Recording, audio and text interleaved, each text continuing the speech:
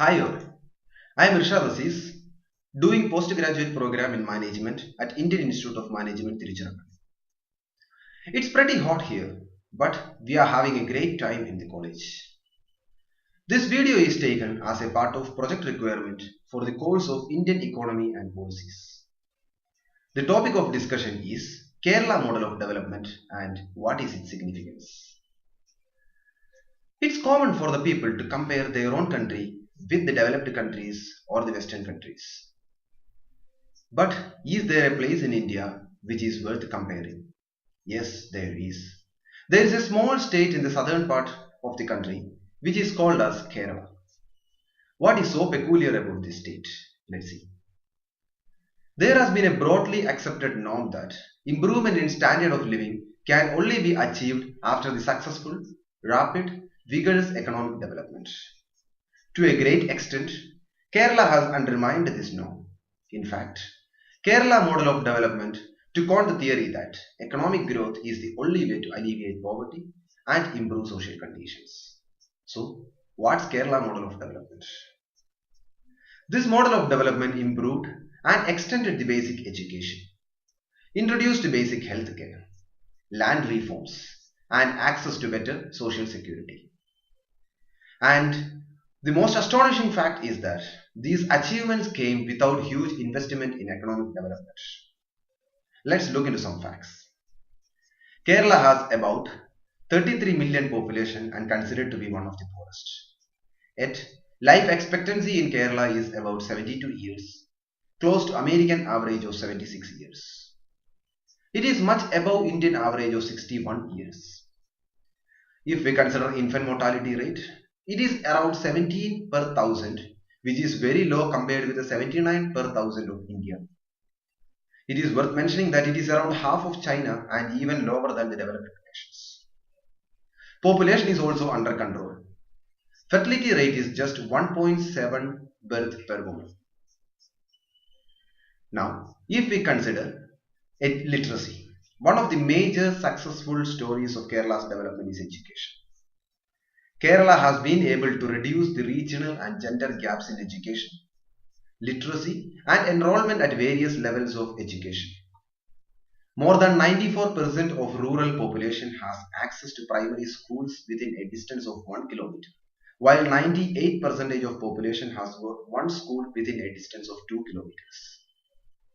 Female literacy in Kerala is at 86%, which is far above all India average of 39% and as high as in many developed countries. For example, in China, the female literacy is 93%, placing Kerala in close position considering the country population. Kerala is also socially and politically different from rest of India. Also, Muslims, Hindus and Christians, which form the majority, coexist peacefully, which makes the state outstanding all over the country. In terms of developmental infrastructure like transport, telephone, electricity, Kerala has the leading place among the Indian states. So is that all great? No. Despite having a large capacity of natural resources, Kerala suffers from lack of industrial investment from Indian and also from international companies. This is due to the strong labor union, their negotiations, and less ease of doing business in Kerala. As a consequence, Kerala has largest unemployment rate. In fact, Kerala model is failing in creating job market. Kerala has a large budget deficit too. Then the question is how Kerala is managing this. Kerala deals with unemployment and lack of industrialization with economic migration of its population. This migration has led to poverty alleviation than any other factors. So, in short, Kerala's development achieved major success in human development like social security, food security, minimum gender difference in education, as well as easy and affordable access to healthcare. Significantly, Kerala has distributed all its achievements equally across rural and urban areas, between men and women, low caste and high caste people.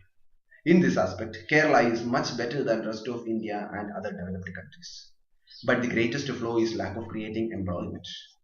It has the greatest risk of migration of skilled labor flowing out of the country. If social development does not generate growth and employment opportunities, such a situation can lead to explosive situation. That social development becomes unsustainable without economic growth and over time can limit whatever further improvement may be possible. Strong social development by itself does not lead to high economic growth. Poor economic growth may limit whatever social development Kerala has achieved and whatever future social development could be necessary.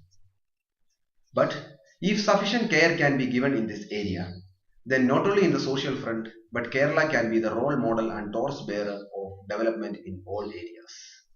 Kerala model of development has a lot to teach and much to learn.